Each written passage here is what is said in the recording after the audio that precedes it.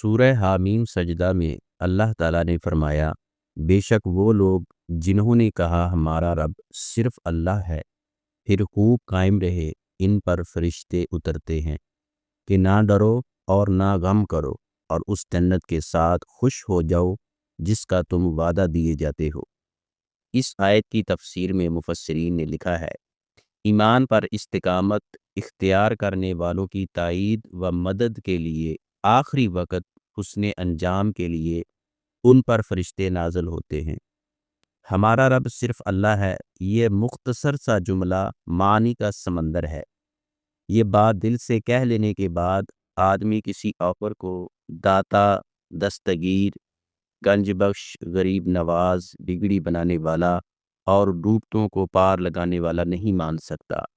پھر اس کی قولی، بدنی اور مالی عبادت بلکہ پوری زندگی اور موت صرف اللہ کے لیے ہوتی ہے۔